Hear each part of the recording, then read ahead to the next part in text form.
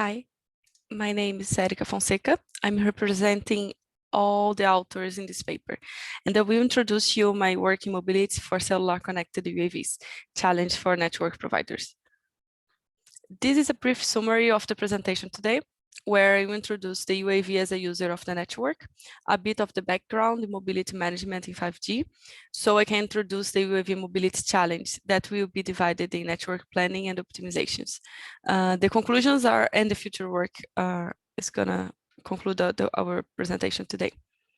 UAVs are getting more importance every day, as it comes with new applications that can change the way we do several things in an everyday basis.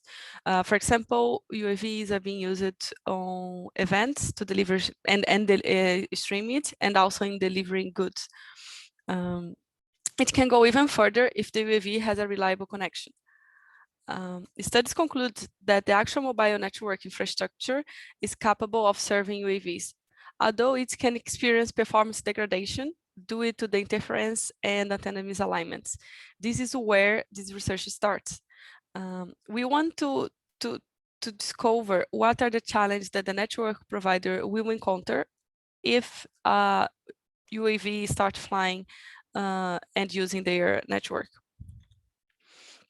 For this, we need to understand a bit of the mobility management in 5G. AMF is responsible for handling connection and mobility management for UEs. The base station, BS, provides connection to the user, or UE. It has a connection to the AMF through the NG interface and to other base station through the XN interface.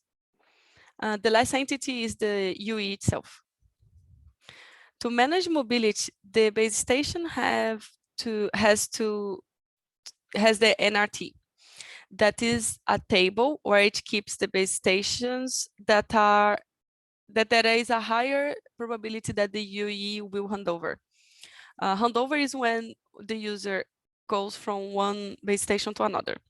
A base station can be blocklisted, that's when no user should hand over to it, or green listed, when the UE should preferably hand over to this base station.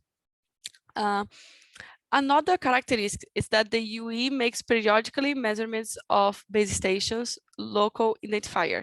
That's PCI. So let's remember, PCI is the base station local identifier.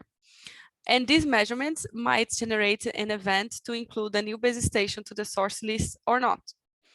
Either the AMF and the GNIB or base station can add or remove base stations from the list through the ANR, that's automatic neighbor relation.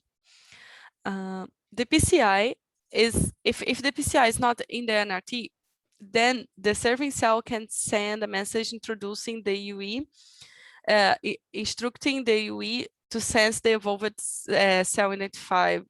That is the ECGI. That's basically the global identifier. So PCI, the local identifier, SCGI, the global identifier. To decode the ACGI, it takes longer than to sense the PCI.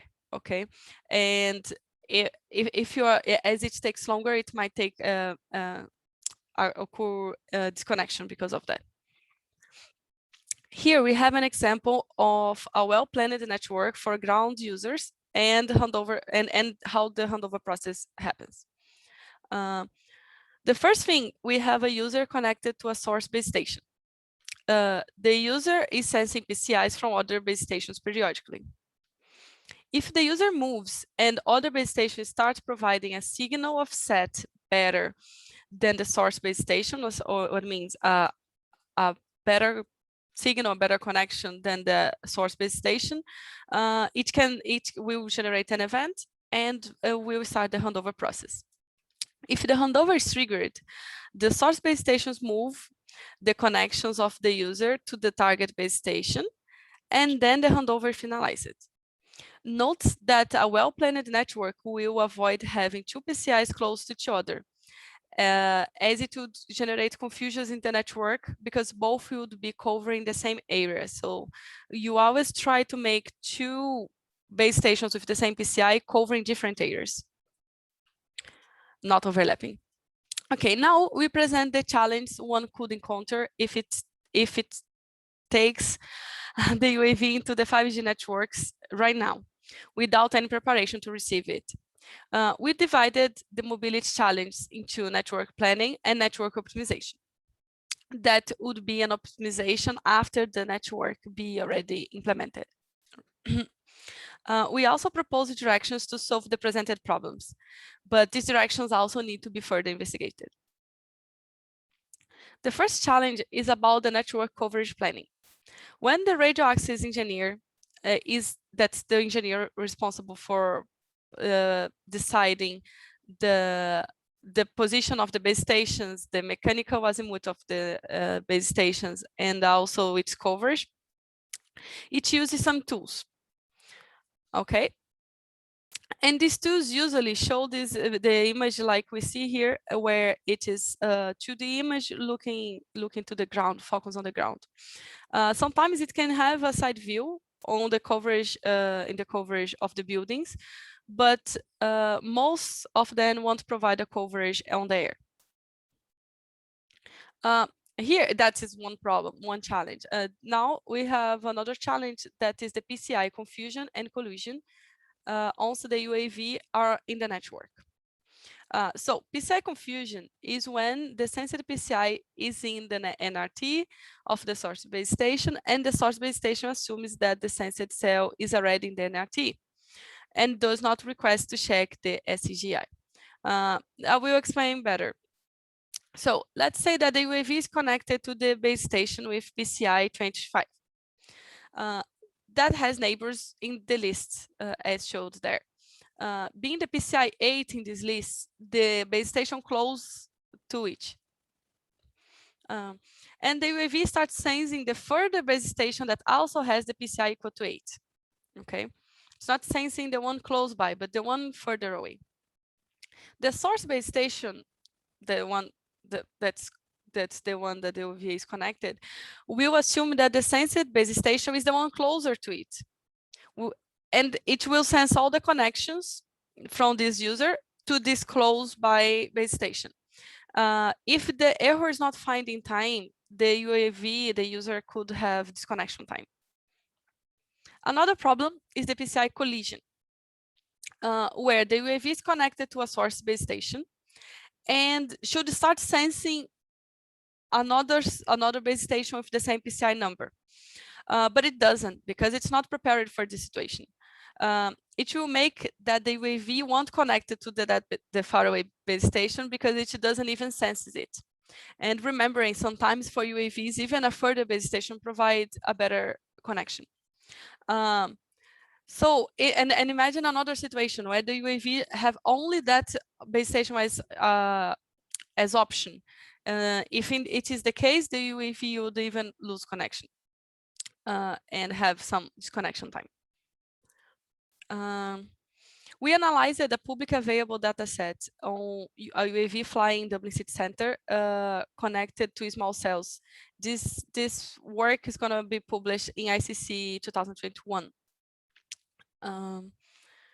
This graph illustrates how often the UAV sensed the strongest signal as coming from the closest cell during its flight.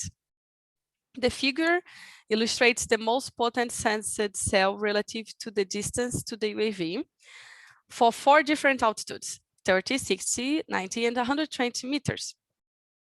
At the first 2 heights, 30 and 60, the UAV senses more than 50% of the time the strongest cell is coming from the closest cell. That's exactly what we expect for ground floor users. However, the same does not happen for 90 and 120 meters, where it senses the closest cell as the strongest for around the fourth closest cell as the strongest for around 40% of the time. And for almost 30% of the time, it senses signal from other base stations being the strongest one. This behavior clearly differs from the expected behavior from ground floor users. It reinforces the idea that the coverage in the air needs to be considered before deploying new base stations, as the UAV doesn't behave as the ground floor users. And that exactly because the UAVs can connect to much further base stations. The proposed direction to solve the network coverage issues in the planning phase of the network deployment is that the tools start providing the coverage on the air, and that after deployment, the operator run drive tests on the air as much as they do on the ground. And another the other problem in PCI confusion and collision, we suggest that the regulators enforce that UAVs have two radios and that they always sense the global ID, what would avoid all the PCI issues. Because if they have a dedicated radio only to sense it, then we should not have any PCI confusion or collision. The work or the network optimization challenge, we have the ANR challenge and the handover challenge. And we will start to do with the ANR challenge.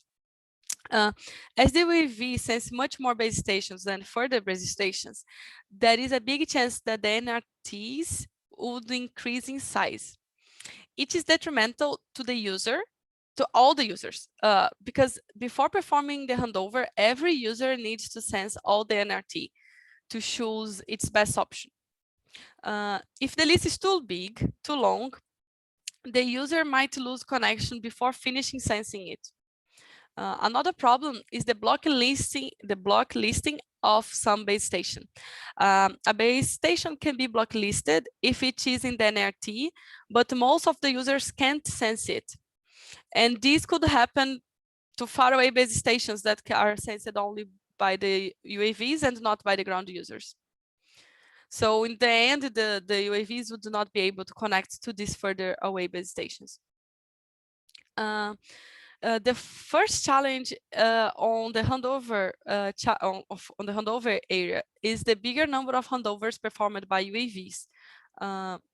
It tends to generate more signaling overhead in the network, and the parameters used to trigger the handover. I mean, it's as there are much more handovers, there is a clear message that it's need to adjust the handover parameters to trigger the handover. However, what also happens is that sometimes the handover does not start for UAV users because the signal measurement by the UAV from the neighboring cells does not have the minimal difference in the strength to the serving cell. So the handover is not triggered. As a result, the UAV does not start a handover, and it might start having more disconnecting time than ground users. So it shows that there is a need of parameters adjustment for UAVs users, because all the handovers are happening to too many of them when it's not needed, or it is happening, or it's not happening when it's necessary. In the same experiment I mentioned, where we fly a drone through Dublin City Center for different heights, we measure how often the UAV experience a change of the strongest cell during its path. The collected values show that the strongest cell fluctuates dramatically across different heights. This is due mainly to the planned service area for the network being primarily at the ground.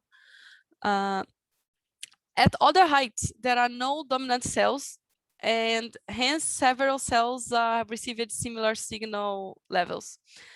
Further investigation is needed on how the handover performance can be optimized at these different heights, as we couldn't see a pattern, a straightforward pattern into that. As a direction of a solution to solve the ANR challenge, we propose the investigation of a neighboring table only for UAVs. With this solution, the UAV behavior would not impact other users in the network. To solve the handover challenge, we propose an adaptive threshold to start the handover in a way that the threshold can be adapted to the dynamic of the environment. So these are the challenges we found after deep investigation of the 3GPP standards and the literature of our first impressions of solutions for this challenge. The work I'm doing right now is on adaptive threshold to start the handover that will be extension of this paper. The conclusion we have from this challenge is that the operator will need to prepare to receive the UAV as a user to avoid to avoid problems for all the users, not only the UAVs. And this preparation needs to start in the planning time of when it's going to be deployed, before deploying, even deployment of the base stations, and keep continuing even after that. Questions?